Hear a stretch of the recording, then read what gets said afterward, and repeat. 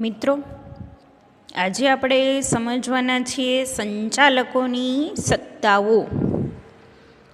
હવે આ જે સંચાલકોની સત્તાઓ છે એમાં કંપનીનું સંચાલન કરવા શેરહોલ્ડર્સ પોતાના પ્રતિનિધિ તરીકે સંચાલકોને ચૂંટે.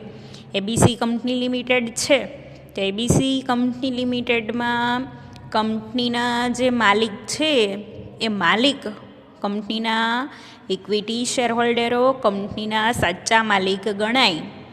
પણ કંપનીના જે માલિક છે પોતે કંપનીમાં એકલા હાથે મેનેજમેન્ટ કરી શકતા નથી.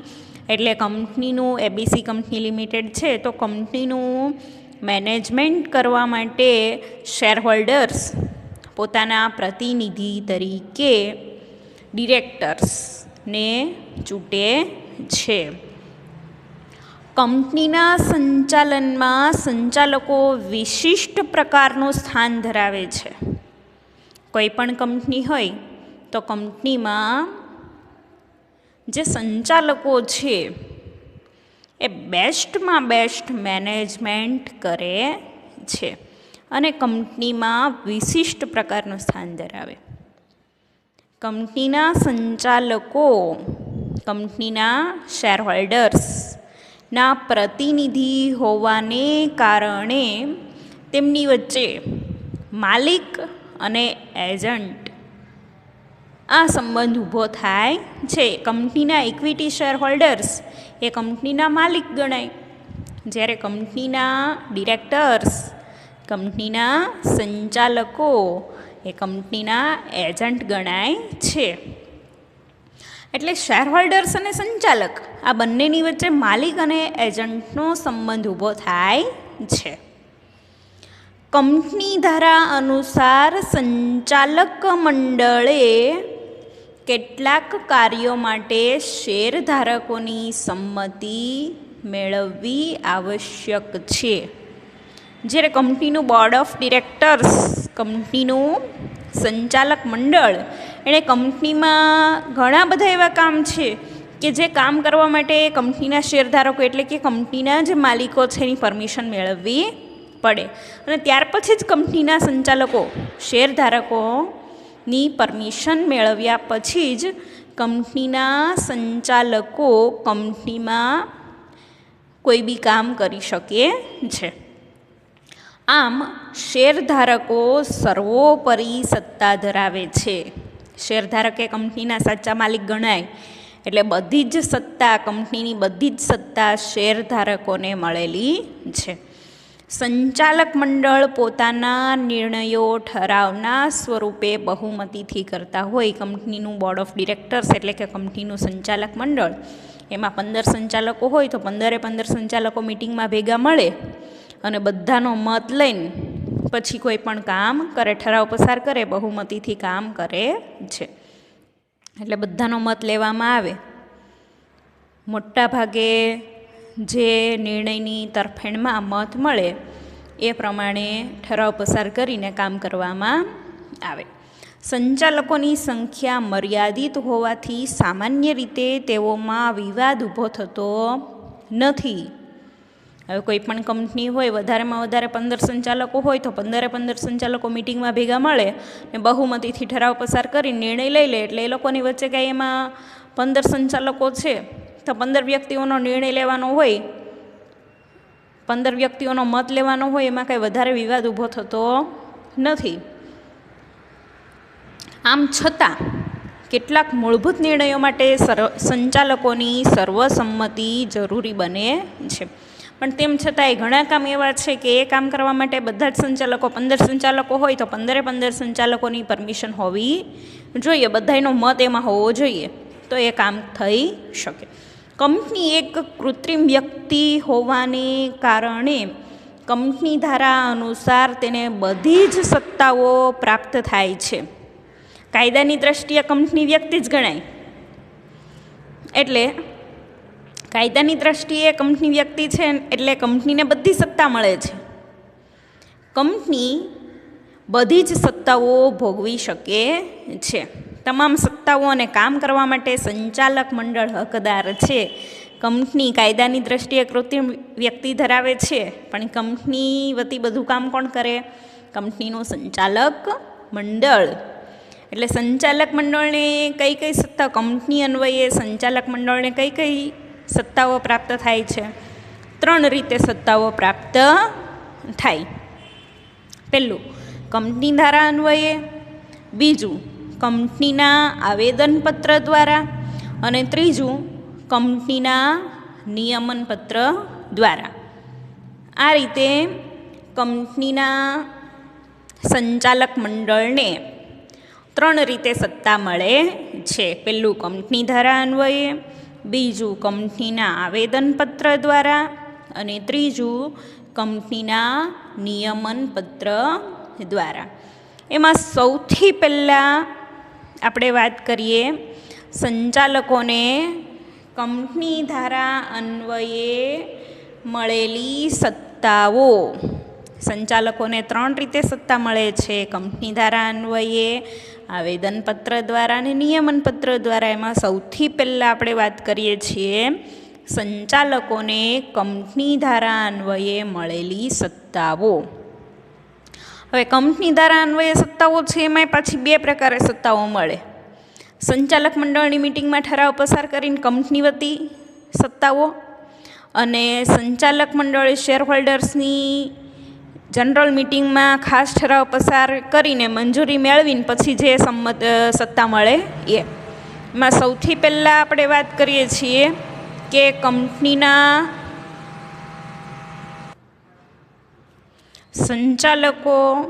સંચાલક મંડળની મિટિંગમાં ઠરાવ પસાર કરીને કંપની વતી કઈ કઈ સત્તાઓ ભોગવશે.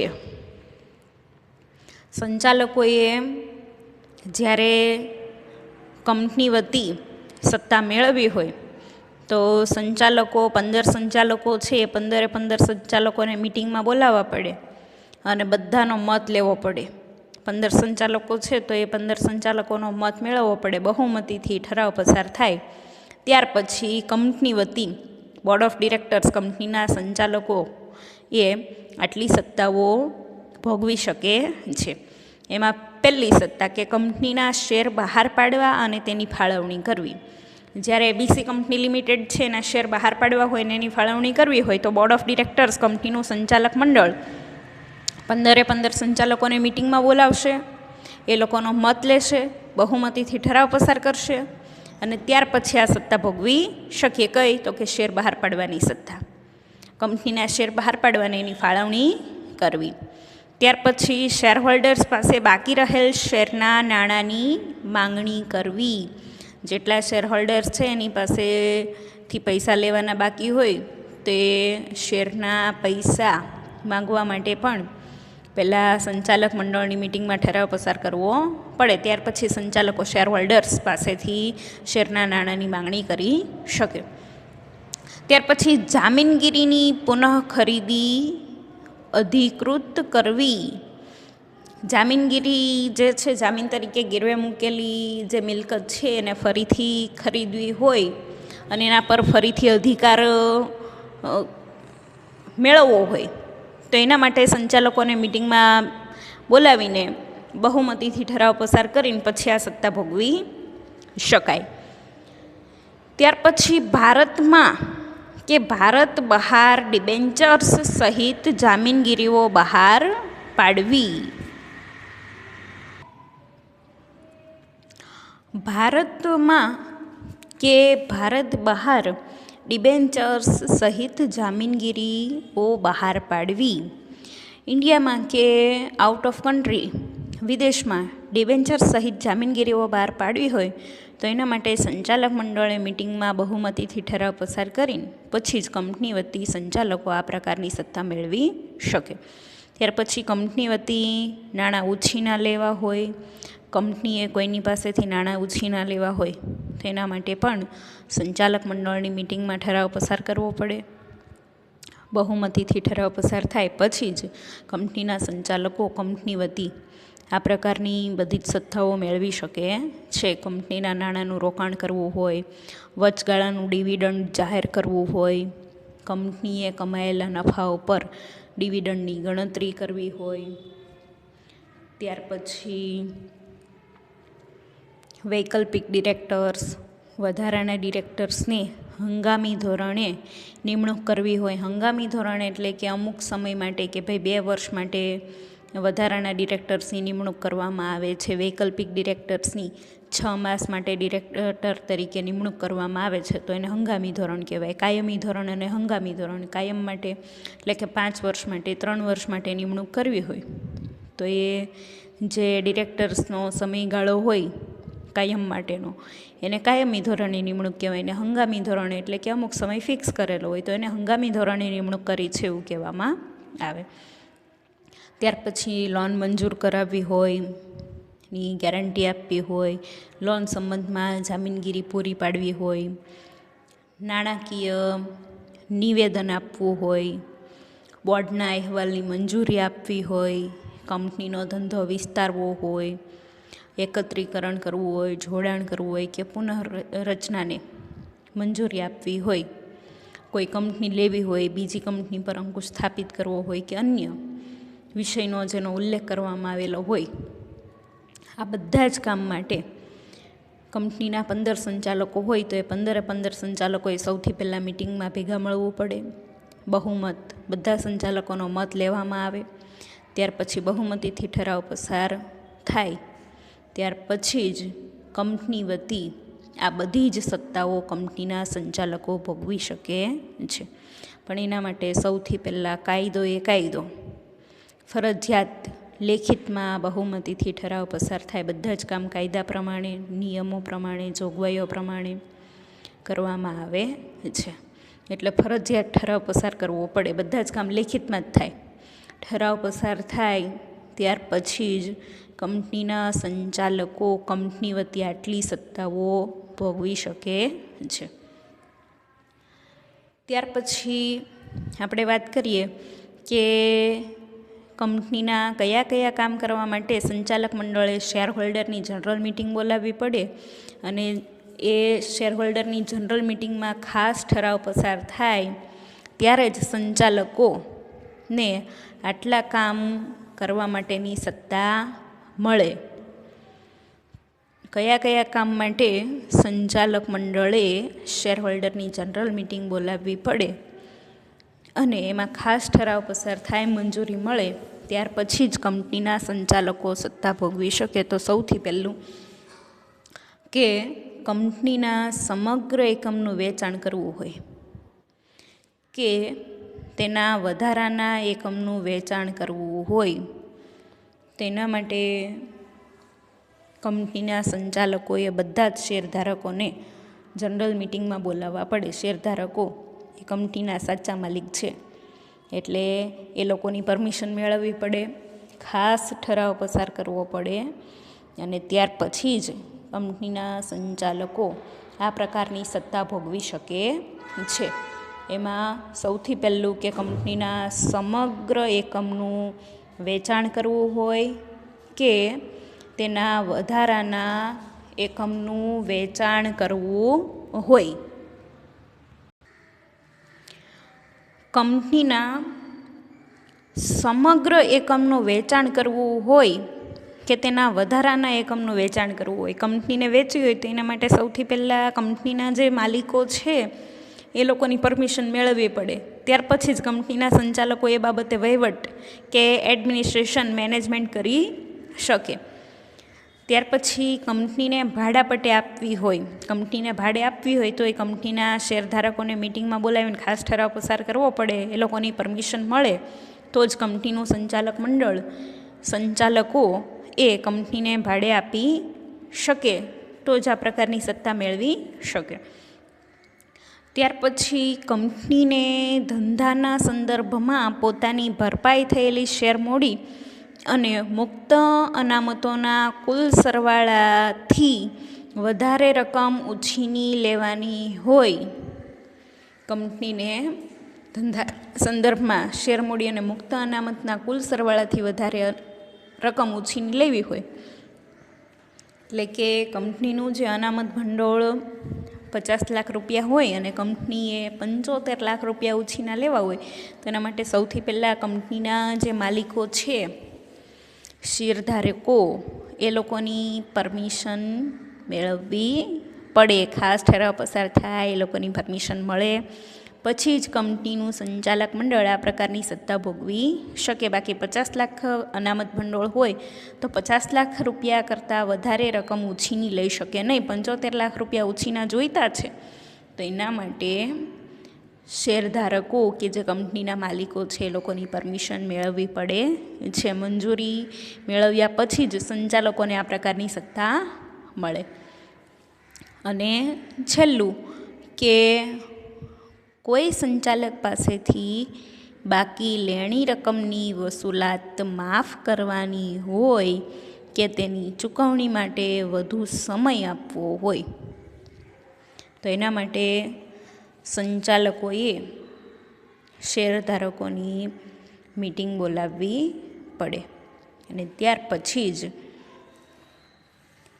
આ પ્રકારની સત્તા કંપનીના સંચાલકો ભોગવી શકે. કોઈ સંચાલક પાસેથી પૈસા લેવાના હોય અને એમ કહે કે ભાઈ આની પાસેથી એવું પૈસા નથી લેવા, એના પૈસા માફ, કે હવે એણે આ પ્રકારની ચૂકવણી કરવાની નથી, એને આ પૈસા હવે કંપનીમાં ભરવાના નહીં, અથવા તો એનો જે સમય હોય એ સમયમાં વધારો કરવો હોય કે આટલા સમય 6 વર્ષનો સમય આપ્યો તો 6 માસનો સમય આપ્યો તો પણ હવે 1 વર્ષમાં એટલા પૈસા છે સંચાલકે કંપનીમાં ભરી દેવાના, તો સમય લંબાવો હોય અથવા તો એના લેણી રકમની વસૂલાતને માફ કરી દેવી હોય તો એના માટે કંપનીના સંચાલકોએ શેરહોલ્ડરની જનરલ મિટિંગ બોલાવવી પડે ને એમાં ખાસ ઠરાવ પસાર થાય, પરમિશન મળે, ત્યાર પછી જ કંપનીના સંચાલકો એ આ પ્રકારની સત્તાઓને ભોગવી શકે છે. હવે વાત કરીએ સંચાલકોને આવેદનપત્ર દ્વારા મળતી સત્તાઓ. કંપનીના સંચાલકોને આવેદનપત્ર દ્વારા કઈ કઈ સત્તાઓ મળે તો કે સંચાલકોને કેટલીક સત્તાઓ અને માર્ગદર્શન આવેદનપત્ર દ્વારા પ્રાપ્ત થતું હોય. આવેદનપત્ર એ કંપનીનો મુખ્ય મૂળભૂત અને પાયાનો દસ્તાવેજ છે. એમાં જે કંઈ બી કલમો લખવામાં આવેલી છે, જે નિયમો છે, જે જોગવાઈઓ છે, એનું ફરજિયાત કંપનીના સંચાલકોએ અને કંપનીએ પાલન કરવું જ પડે. પણ આ સત્તાઓની ઉપરવટ જઈને જો કામ કરી શકે નહીં. અને જો કોઈ સંચાલક આ સત્તાઓની ઉપરવટ જઈને કામ કરે તો એને સત્તા બહારનું કામ ગણવામાં આવે. સત્તા બહારના કાર્યો એટલે શું? આવેદનપત્ર કે નિયમનપત્રમાં જે કાયદાઓ, નિયમો, કલમો, જોગવાઈઓ જણાવેલી છે એની ઉપરવટ જઈને સંચાલક કોઈ કામ કરે તો એ કામને સત્તા બહારનું કામ ગણવામાં આવે. અથવા કામને કોઈ પણ રીતે સ્વીકાર્ય કરવામાં આવતું નથી કેમ કે એણે સત્તાની ઉપરવટ જઈને કામ કર્યું છે. આવા કામ માટે શેરધારકોની મિટિંગમાં સર્વાનુમતે બહુમતીથી ઠરાવ પસાર કરીને પણ એને મંજૂરી આપી શકાતી નથી. બહાલી એટલે કે મંજૂરી આપી શકાતી નથી, સંમતિ આપી શકાતી નથી. એટલા માટે આવા કામ માટે સંચાલક વ્યક્તિગત રીતે જવાબદાર ઠરે છે. કોઈ પણ સંચાલક કંપનીમાં ઉપરવટ જઈને કામ કરે, સત્તા બહારનું કામ કરે તો સંચાલકને જેલની સજા પણ થઈ શકે અને સંચાલક પાસેથી દંડ પણ વસૂલ કરવામાં આવે છે. એના માટે જે સંચાલકે ઉપરવટ જઈને કામ કર્યું છે એ સંચાલક વ્યક્તિગત રીતે જવાબદાર ગણાય. એ સંચાલકને જેલની સજા થઈ શકે અથવા સંચાલક પાસેથી દંડ વસૂલ કરવામાં આવે. એ જેવો ગુનો હોય એ પ્રમાણે એની સજા કરવામાં આવતી હોય છે. હવે ત્યાર પછી આપણે વાત કરીએ છીએ સંચાલકોને નિયમનપત્ર દ્વારા મળતી સત્તાઓ. સંચાલકોને નિયમનપત્ર દ્વારા મળતી સત્તાઓ એમાં કંપનીનું સંચાલન કરવા કંપની ધારામાં નિયમનપત્રની જોગવાઈ કરવામાં આવી છે, જેના કારણે સંચાલકોને મોટાભાગની વહીવટી સત્તાઓ નિયમનપત્ર દ્વારા પ્રાપ્ત થતી હોય. નિયમનપત્રમાં જેટલા નિયમો, કાયદાઓ, કલમો, જોગવાઈઓ લખેલું છે એ પ્રમાણે કંપનીના સંચાલકોએ કામ કરવું પડે નિયમો પ્રમાણે, કાયદા પ્રમાણે. પણ આ સત્તા પ્રમાણે કામ કરવાની જવાબદારી સંચાલકની છે. જો સંચાલક નિયમનપત્રની ઉપરવટ જઈને કામ કરે તો એવા કામને સત્તા બહારના કામ ગણવામાં આવે. સત્તા બહારના કરેલા કામ માટે સંચાલક વ્યક્તિગત રીતે જવાબદાર. હમણાં આપણે આવેદનપત્રમાં વાત કરી એ જ રીતે બેઠું નિયમનપત્રમાં, કે નિયમનપત્રમાં જેટલા નિયમો, કાયદાઓ, કલમો, કંપની ધારાની જોગવાઈઓ લખેલી છે એ બધા નિયમો અને કાયદા પ્રમાણે જ કંપનીના સંચાલકોએ કામ કરવું પડે. પણ જો એની ઉપરવટ જઈને કામ કરે તો એને સત્તા બહારનું કામ ગણવામાં આવે ને એના માટે સંચાલક વ્યક્તિગત રીતે જવાબદાર. જે સંચાલકે ઉપરવટ જઈને કામ કર્યું એ સંચાલકને જેલની સજાએ ભોગવવી પડે, એની પાસેથી દંડ પણ વસૂલ કરવામાં આવે. એટલે એણે જેવો ગુનો કર્યો હોય એ પ્રમાણે એને સજા થાય, એની પાસેથી દંડ વસૂલ થાય અથવા એને જેલની સજા પણ થઈ શકે. જોકે સંચાલકોએ કરેલા ઉપરવટ કાર્યોને પાછળથી ઠરાવ દ્વારા પણ મંજૂરી, સંમતિ આપીને સંચાલકો આ પ્રકારની જવાબદારીમાંથી મુક્ત કરી શકાય છે. તો આપણે સંચાલકોની સત્તાઓ વિગતે સમજી ગયા કે સંચાલકોને કઈ કઈ રીતે સત્તાઓ પ્રાપ્ત થાય, કંપની ધારા અન્વયે, આવેદનપત્ર દ્વારા અને નિયમનપત્ર દ્વારા. ઓકે મિત્રો, આ ટૉપિક તમારે ટૂંકમાં પાકી નોટમાં લખીને તૈયાર કરવાનો રહેશે. એમાં સંચાલકોએ કંપની ધારા અન્વયે મળેલી સત્તાઓ, એમાંથી તમારે પેલું સંચાલક મંડળની સભામાં ઠરાવ પસાર કરીને કંપની વતી કઈ કઈ સત્તાઓ ભોગવશે એના ટોટલ 8 મુદ્દા તમારે લખવાના. અને બીજું જે છે કે શેરહોલ્ડરની મિટિંગ બોલાવીને જે પરમિશન મેળવીને પછી સત્તા ભોગવે એના 5 મુદ્દાઓ લખવાના છે. અને આવેદનપત્ર અને નિયમનપત્ર દ્વારા મળતી સત્તાઓ એને કમ્બાઈન લખી દેવાનું છે. આવેદનપત્ર અને નિયમનપત્ર એ બંને શબ્દો તમારે એ ટૉપિકમાં લખવાના રહેશે. બાકી બંને જે આવેદનપત્ર અને નિયમનપત્ર બે કમ્બાઈન તમારે પાકી નોટમાં લખી દેવાનું. બેમાં એક જ સરખું છે. પહેલાંમાં આવેદનપત્રના નિયમોનું પાલન કરવાનું અને નિયમનપત્રમાં નિયમનપત્રના નિયમોનું પાલન કરવાનું. બસ એટલો જ ડિફરન્ટ છે. એટલે આ ટૉપિક તમારે પાકી નોટમાં લખીને તૈયાર કરવાનો રહેશે. ઓકે મિત્રો, આભાર.